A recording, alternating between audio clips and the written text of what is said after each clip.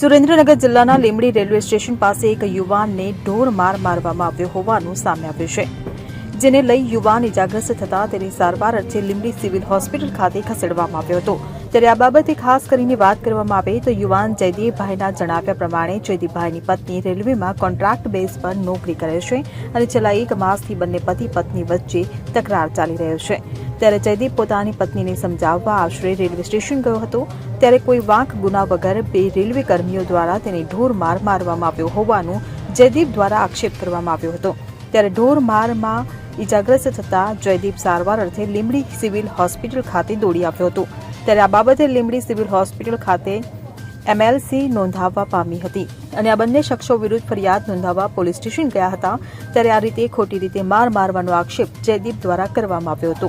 બન્યો છે બનાવ એવો હતો કે મારા વાઈફ નોકરી કરે રેલવે સ્ટેશનમાં કોન્ટ્રાક્ટ બેઝમાં, એટલે હું ત્યાં ગયો હતો।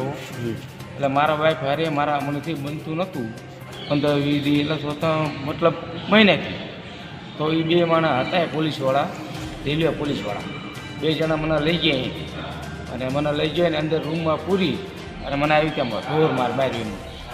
કેટલા જણા મારવામાં હતા? 2 જણા હતા। અને ઓળખો કરાય એને? નજરથી ઓળખી જવું કે કોઈનું નામ સહદેવસિંહ છે અને કોઈ કાંઈક ભરવાડથી ઓળખાઈ ગઈ।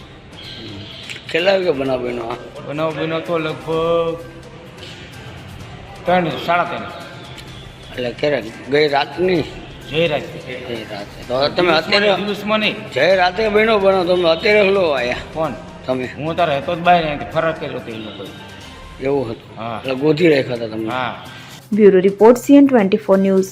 હવે જુઓ દેશ દુનિયાની તમામ ખબરો તમારી આંગળીના ટેરવે। ઉઠાવો મોબાઈલ અને Google Play Store પરથી ડાઉનલોડ કરો અમારી CN24 ન્યૂઝ મોબાઈલ એપ।